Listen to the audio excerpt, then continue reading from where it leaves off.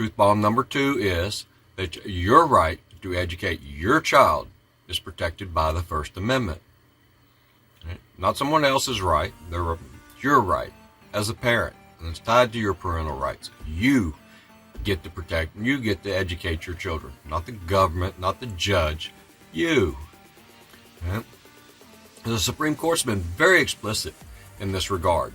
And it's held specifically that the right to educate one's children as one chooses is made applicable to the states by the force of the First and the 14th Amendments. Right? And education is very simple. It's simply the expression and the reception of facts and ideas. Right? And what receives the most protection is your right to teach your child your personal values, those ideas that come to you as a matter of conscience, ideas about religion, about life, about our existence in the universe, why we exist. All of these kind of questions, deeply personal questions. It's your job to convey to your child your beliefs.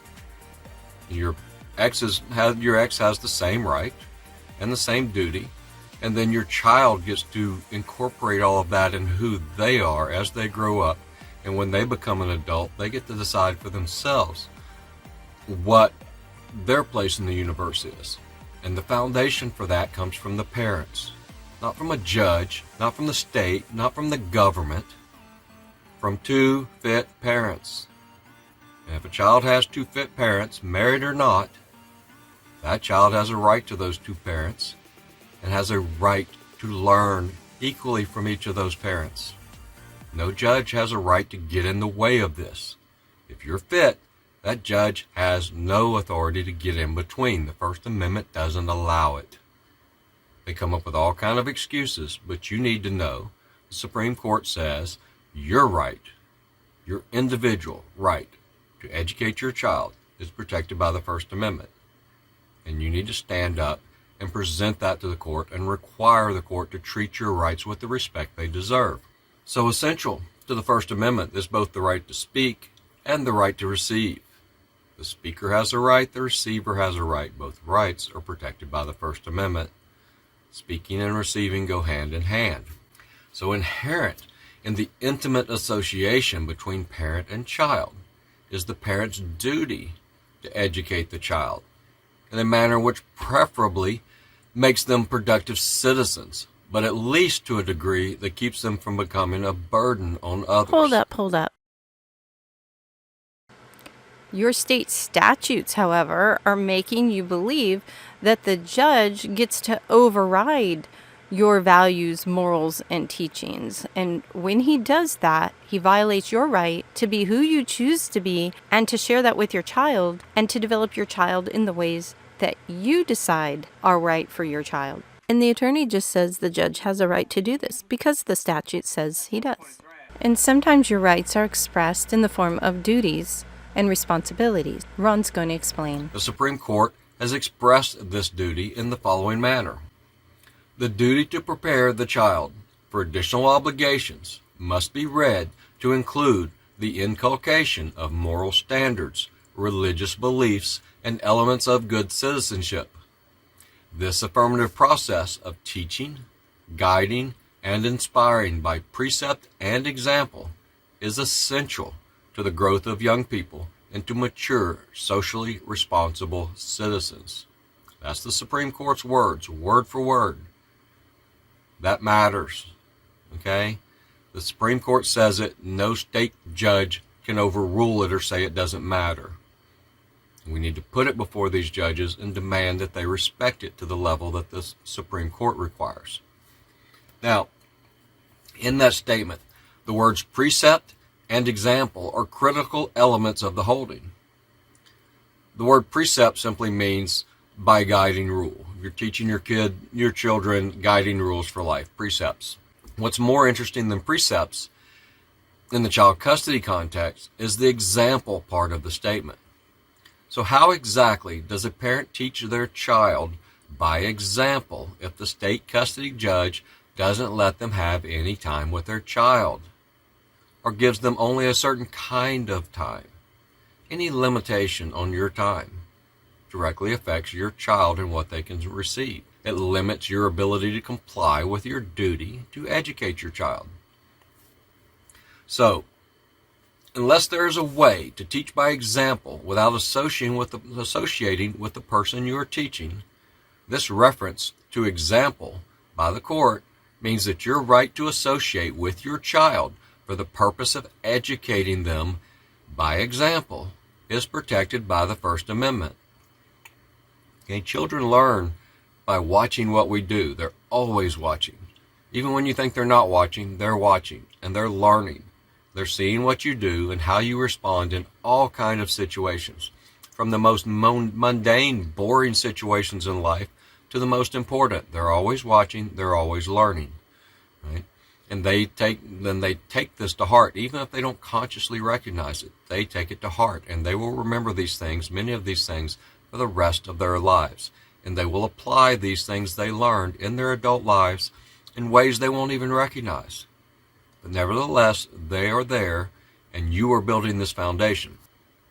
So in another case, the Supreme Court explained that the reason the First Amendment protects intimate associations is because it is through these bonds of affection that we transmit shared ideals and beliefs from generation to generation. The court stated it this way: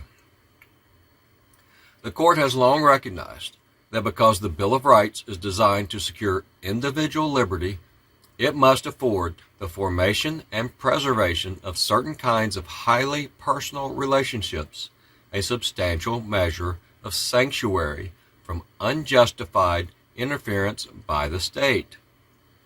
We have noted that certain kinds of personal bonds have played a critical role in the culture and traditions of the nation by cultivating and transmitting shared ideals and beliefs. They thereby foster diversity and act as critical buffers between the individual and the power of the state. This is not the first time the court had something to say about the role of intimate family associations in sharing values across generations.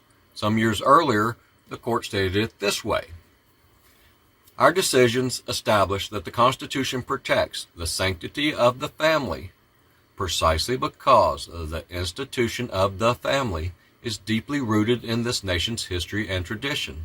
It is through the family that we inculcate and pass down many of our most cherished values, moral and cultural. Ours is by no means a tradition limited to the respect for the bonds uniting the members of a nuclear family. Right? So here they're saying that this is core to our nation's history and tradition, the respect that we give families, parent-child associations. And the court is also saying it's not limited to the nuclear family. The court protects association pairs. The smallest nuclear family in existence is actually a collection of 3 protected family units. There is the marital association between the husband and wife. That is a protected family unit, whether or not they have children. When they have a child, they add 2 more distinctly protected associations. On top of the marital association between the mother and the father, they now have a parent-child association between the mother and the child, and a parent-child association between the father and the child. These 3 individually, separately protected family units, when combined, establish the nuclear family. And it is only through these individual associations that the nuclear family can receive any kind of constitutional protection. And that's because our Constitution protects individual rights, not group rights, not large membership rights. Even when you're talking about your right to associate with a political party that numbers in the millions, it's not the group that receives protection. It's each individual in the group that receives the protection. Now, it may be worded in terms of group to make it simple and easy to understand, but when you get down to nuts and tacks, it is each individual association that gets the protection. So the smallest, when we talk about equal protection of large groups, What we're really talking about is each individual that may be a member of a particular group has the right to be treated the same as all other individuals. So the smallest group the Equal Protection Clause protects is the individual, and it always protects the individual. So some years later, the Supreme Court had some more to say about the association rights of natural parents and their children. And the court said it this way: choices about marriage, family life, and the upbringing of children are among associational rights this court has ranked as of basic importance in our society. Rights sheltered by the 14th Amendment against the state's unwarranted usurpation, disregard, or disrespect. A parent's desire for and right to the companionship, care, custody, and management of his or her children is an important interest, one that undeniably warrants deference, and absent a powerful countervailing interest, protection. The interest of parents in their relationship with their children is sufficiently fundamental to come within the finite class of liberty interest protected by the 14th Amendment.